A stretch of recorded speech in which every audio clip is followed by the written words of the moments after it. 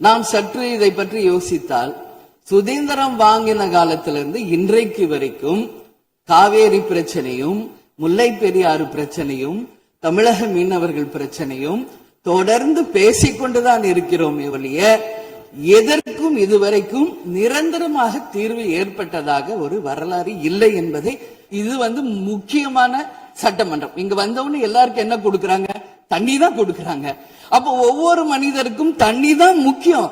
இன்னைக்கு காவேரி தாயின்னு தான் நம்ம சொல்றோம். சட்டப்பேரவை தலைவர் அவர்களே, முதலமைச்சர் அவர்களே, எதிர்கட்சி தலைவர் அவர்களே, இந்த அவையிலே வீற்றிருக்கும் அனைத்து சட்டமன்ற உறுப்பினர்களுக்கும் முதல் கண் வணக்கத்தை தெரிவித்துக் கொள்கிறேன்.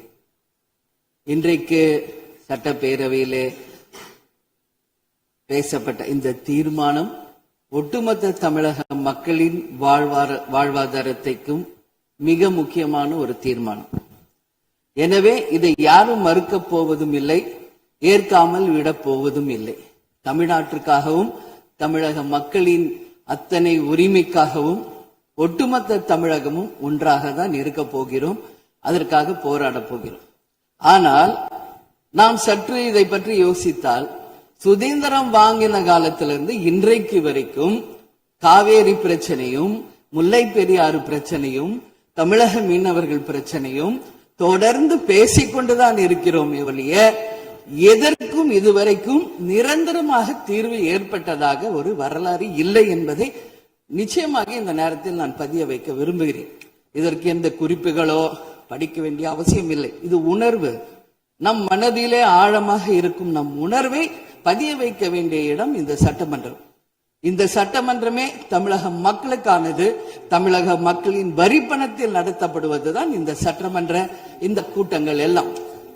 அப்படி இருக்கையில் தமிழக மக்களின் உரிமையை நாம் ஒவ்வொரு முறையும் நம்மை சுற்றி இருக்கின்ற மாநிலங்களிடம் போய், கேரளா, கர்நாடகா, ஆந்திரா, இன்னொரு பக்கம் மீனவர்களுக்காக ஸ்ரீலங்கா என்று தொடர்ந்து கேட்டுக்கொண்டுதான் இருக்கிறேமே ஒழிய தன்னிறைவு பெற்ற ஒரு மாநிலமாக தமிழ்நாடு என்றைக்கு வரப்போகிறது என்பதை தான் நான் இந்த நேரத்தில் சிந்திக்கிறேன்.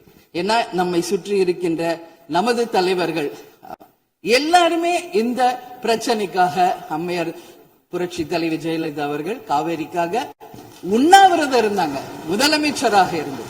கலைஞர் அவர்கள் இதற்காக பல போராட்டங்கள் நடத்தினார். அண்ணன் ஸ்டாலின் அவர்கள் பல தீர்மானங்களை நிறைவேற்றி இருக்கிறார்கள்.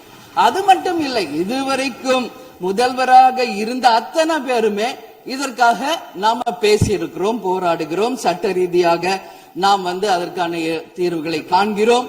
அது மட்டும் இல்லை, காவிரி மேலாண்மை ஆணையம் ஒரு தீர்ப்பு சொல்றாங்க, உச்ச நீதிமன்றம் ஒரு தீர்ப்பு சொல்றாங்க. எதுவும் பேசியும் இதுவரைக்கும் தீர்வு இல்லை. இப்பொழுது முதல்வராக பதவியேற்றிருக்கும் சிவகுமார் அவர்கள் சொல்றாரு, நாங்க பேச தயாராக இருக்கிறோம் என்று. நமது முதல்வரும் சிவகுமார் அவர்களும், நான் என்ன சொல்றேன், இது எல்லாரும் மக்களுடைய, இப்போ இந்த அவை இது முக்கியமான சட்டமன்றம். இங்க வந்தவொன்னு எல்லாருக்கும் என்ன கொடுக்கறாங்க? தண்ணி தான் கொடுக்கறாங்க. அப்ப ஒவ்வொரு மனிதருக்கும் தண்ணி தான் முக்கியம். இன்னைக்கு காவேரி தாயின்னு தான் நம்ம சொல்றோம். ஒரு தாயின் ஒரு குழந்தைக்கும் எப்படி தாய்ப்பால் இன்றியமையாதோ அது பாருங்க, அத்தனை பேரும், அது விவசாயிகளா இருக்கட்டும், குடிமக்களாக இருக்கட்டும், இங்கு மிக முக்கியமானது குடிதண்ணீர். நீரின்றி அமையாது இவ்வுலகு.